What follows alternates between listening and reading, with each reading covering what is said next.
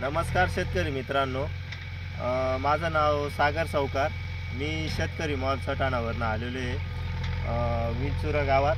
तर आपण सर्वप्रथम शेतकरीकडनं त्यांची ओळख करून घेऊ. नमस्कार सागर भाऊ, तुमचं परिचय द्या शेतकऱ्यांना. माझे नाव सागर प्रभाकर गायकवाड आहे. मी विंचुराचा रहिवासी आहे.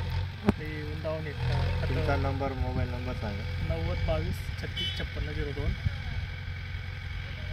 मी उंडावून कंपनीचे ते प्रॉडक्ट 2 वर्षापासून वापरतो आहे. तर त्याचे कांदे एकदम रफ पात राहते, त्याची जांग वगैरे एकदम जाड राहते, त्याची काम आणि पात अशी किती वातावरण दूषित झालं तरी त्याची पात लवत नाही आणि एकदम छान राहते त्याची पात. आणि त्याला कुठल्याही प्रकारे पाणी जास्त कमी दिवसात चालत नाही, जास्त दिवसात पाणी दिलं तरी चालतं. तेवढं पाणी मागत पण नाही तिथं, म्हणजे पाणी एकदम पात रफ असल्या कारणाने मागत नाही ते. आणि आपल्याला कमी पाण्यात सुद्धा होऊ शकतं. आणि आता 2-2.25 महिन्याचंच कांदे झालेले आहे. तर आज कांद्याची साईज चांगल्या पद्धतीने बनवलेली आहे आणि पात पण एकदम रफते, त्याची एकदम जांग पण जाड आहे. सगळ्या गोष्टी चांगल्या, पण मुळा पण त्याच्यात चांगलं आहे. रोगप्रतिकारशक्ती पण चांगली येते त्याची.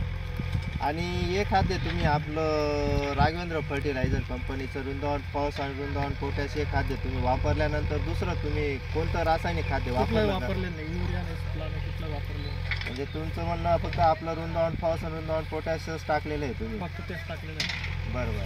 आणि त्याच्यावरच तुम्हाला मुळवाला पण फायदा झाला आणि पात पण रफ आहे बा तुमचं म्हणणं, आणि काळोखीला बी फायदा झाला. काळोखीला पण फायदा झाला. छान आहे. बरोबर. मग आता याच्या पुढे तुम्हाला असं काही वाटतंय का दुसरं खाद्य तुम्हाला टाकावं आम्हाला लागेल? दुसरं खाद्य आता घेऊच वाटत नाही, हेच खाद्य करतो आम्ही. बरोबर. आणि तुम्ही मागच्या वर्षी गेल्या वर्षी तुम्ही आपलं खाद्य वापरलं होतं, तर तुम्हाला टिकाऊ क्षमता वगैरे कसं काय? कांद्याची टिकाऊ क्षमता पण सड कमी होती त्याच्यात. हां. सगळ्या गोष्टी गार पडली होती तरी सड कमी होती. सगळ्या पाऊस झाला अतिवृष्टी तरी त्याच्यात सड मोठ्या प्रमाणात कमी झाली. ॲव्हरेज वाढ वगैरे कसं काय? ॲव्हरेज वाढलं ना थोडं. बरोबर. 10% नक्कीच वाढलं.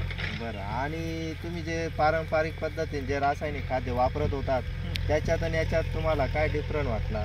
डिफरंट म्हणजे या रोगप्रतिकार शक्तीला जास्त दिवस टिकून शक्ती करते. म्हणजे ते आपण रासायनिक वापरतो ते 21 दिवसाच्या कालावधीसाठीच टिकतं.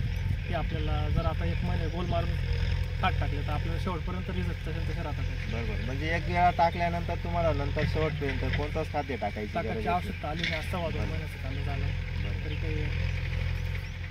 तर बघा तुम्ही शेतकरी मित्रांनो, मूळ संख्या बघा, तुम्ही कांद्याची साईज बघा आणि तुम्ही पातही बघू शकता. 1 2 3 4 5 6 7 8 9 आणि 10 पात आलेले आहे याला.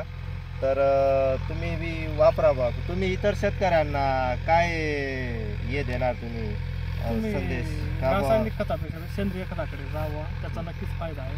आपल्याला मार्केटामध्ये काही भविष्यात फायदा होऊ शकतो. या सगळ्या गोष्टी आपल्याला फायदेशीर आहेत. आपल्या जमिनीसाठी पण फायदेशीर आहे. बरोबर. पोट चांगला राहतो त्याचा. चालेल, धन्यवाद.